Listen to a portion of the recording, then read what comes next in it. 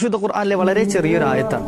എന്നാൽ പരിശുദ്ധ ഹദീസുകൾ പരിധി നോക്കിയാൽ കാണാം ഈ ബിസ്മിയുടെ ശ്രേഷ്ഠത എത്രയാണ് മുത്തുനബി തങ്ങൾ പറഞ്ഞത് എന്ന്. കുല്ലു അംരിൻ ദീബാലിൻ ലം യുബ്ദഅ ഫീഹി ബിസ്മില്ലാഹി ഫഹുവ അഖ്തഉ. ബിസ്മി കൊണ്ട് തുടങ്ങാത്ത സംഗതികൾ ബറക്കത്ത് മുറിഞ്ഞ സംഗതികളായി പോകുമെന്ന് മുത്തുനബി തങ്ങൾ പറഞ്ഞതായി കാണാം.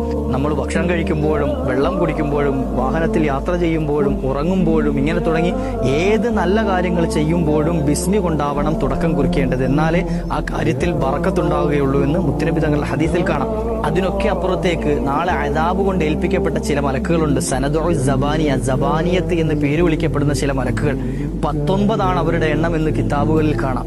ഈ 19 മലക്കുകളിൽ നിന്നും കാവൽ ലഭിക്കാൻ ബിസ്മില്ലാഹിർ റഹ്മാനിർ റഹീമിലെ 19 അക്ഷരങ്ങൾ കൊണ്ട് അള്ളാഹു കാവൽ നൽകുന്നതാണ് എന്ന് മഹാന്മാർ വിശദീകരിക്കുന്നുണ്ട്.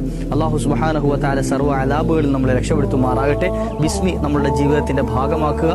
ഏത് നല്ല കാര്യങ്ങൾ തുടങ്ങുമ്പോഴും ബിസ്മി കൊണ്ട് തുടങ്ങാൻ ശ്രമിക്കുക. അള്ളാഹു ഭാഗ്യം നൽകട്ടെ.